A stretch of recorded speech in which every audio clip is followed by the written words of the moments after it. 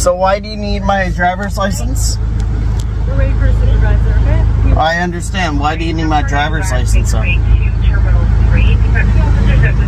Why? Yourself, like who you are. Why do you need to identify me? Sir, you're on airport property. That has nothing to do with anything. I'm parked. I was parked when you guys came up to me. Yeah. You didn't pull me over. I was parked. I see that you're recording me. Of course I am, because you guys are asking me for my insurance, driver's license, and everything. For what Which reason? you have the authority to do. Says who? So it's the Highway Traffic Act. You have. Why do you have to have that for no reason? You don't even have a reason. What did I do? What did I break a law? We have the right to ask anyone for their insurance. Well, I don't mind giving it to you, but I don't like the fact that you just come up and you want my driver's license, insurance, and for no reason. Because I was parked. I wasn't speeding. I wasn't doing anything illegal. There was nothing. Then what's the problem? That's what I'm saying. Then what's the problem? Why would you ask me for that stuff? Because we have the authority to do so. What?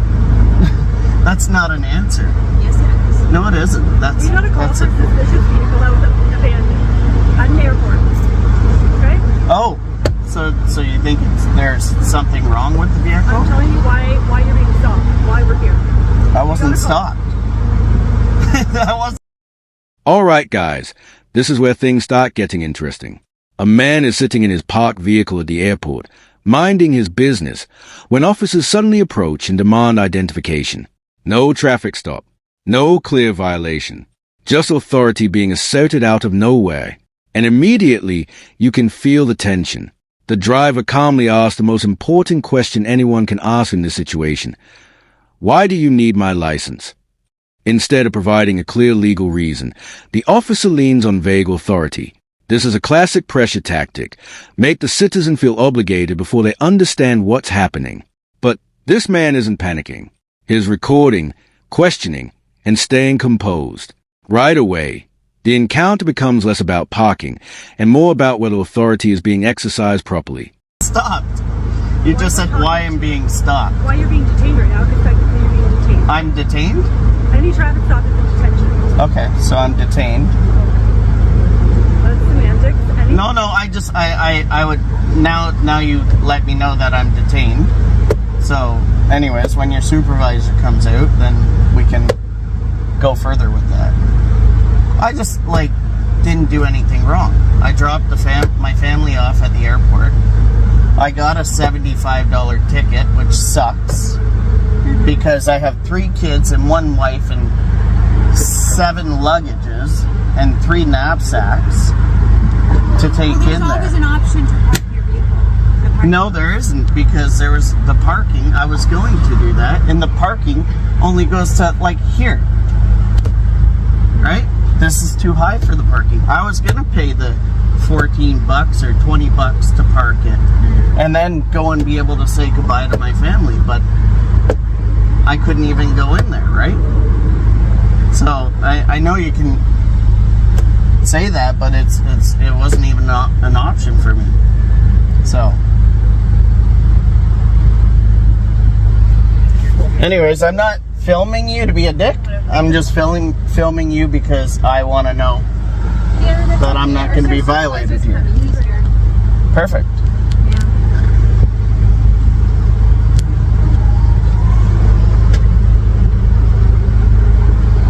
Now listen carefully.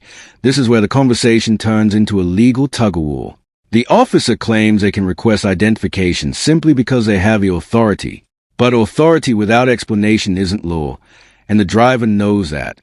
He keeps pressing calmly. What law did I break? That question forces the officer to finally reveal the reason, a report of a suspicious unattended vehicle. Suddenly, the narrative shifts. But here's the key moment. The driver doesn't explode or escalate. He explains the situation, dropping off family, dealing with luggage, trying to follow airport rules. You're watching a citizen balance frustration with restraint. This is critical. Emotional reactions can derail encounters. Calm, informed persistence keeps control in the hands of the person asserting their rights.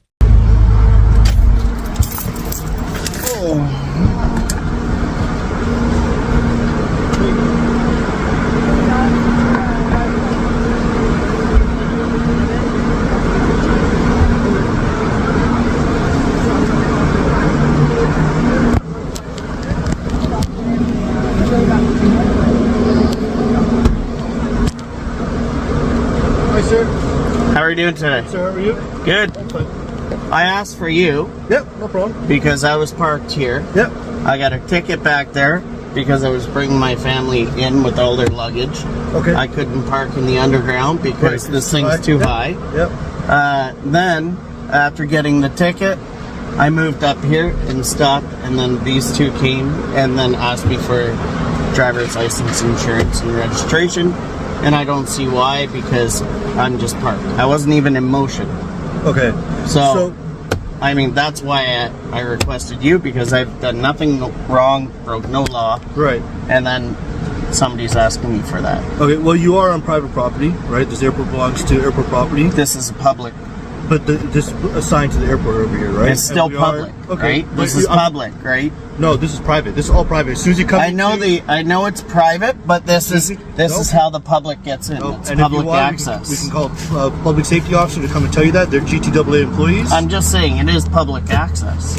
but it's private property, Oh, right? that's fine. Yeah, So that's why these officers are asking you for your driver's license, ownership, insurance. on private left, property. You left your vehicle unattended, right? That's This is where it gets serious.